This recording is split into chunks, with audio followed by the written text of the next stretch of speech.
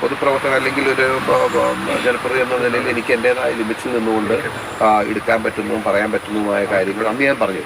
ഇത് യഥാർത്ഥത്തിൽ എന്നിട്ട് ഇത്രയുമായിട്ടും അതിനെ CPM ന്യായീകരിക്കുന്നു എന്ന വിചിത്രമായൊരു കാഴ്ച എനിക്ക് എന്നെ അത്ഭുതപ്പെടുത്തുകയാണ്. CPM പോലൊരു പാർട്ടി ഇതുപോലൊരു പച്ചയായ അഴിമതിയെ എനിക്ക് തോന്നുന്നു ഇന്നലെ എനിക്ക് തോന്നി EP ജയരാജന്റെ സംസാരം നിങ്ങൾ കേട്ടില്ലേ? പിണറായി വിജയന്റെ പേരെടുത്ത് പറയാൻ എന്താ അവകാശം, എന്താ അധികാരം ചോദിക്കുന്നത്? ഇന്ന് CPM-ൽ നിൽക്കുന്ന ഒരു മാനസികാവസ്ഥയാണ് കാണിക്കുന്നത്. ഇന്ന് CPM എന്ന പാർട്ടിയിൽ നിലനിൽക്കുന്ന ഒരു മാനസികാവസ്ഥയാണ്.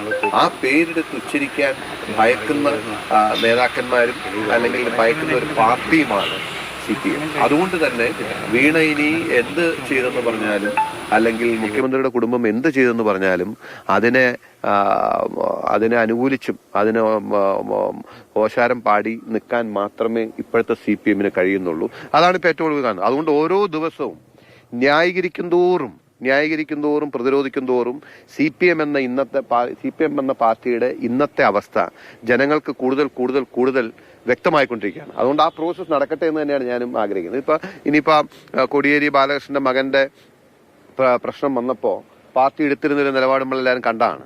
ആ നിലപാട് എന്ന് പറയുന്നത് CPM-ന്റെ ഒരു കരുത്തായി കണ്ട പലരുമുണ്ട്. നേതാക്കന്മാരുടെ മക്കൾക്ക് അത് തെറ്റ് ചെയ്താൽ, പക്ഷേ പിണറായിയോടത് സാധിക്കത്തില്ല. പിണറായി വിജയൻ എന്ന ഭരണാധികാരിക്ക് മുമ്പിൽ CPM എന്ന പാർട്ടി കീഴടങ്ങി എന്നതിന്റെ ഏറ്റവും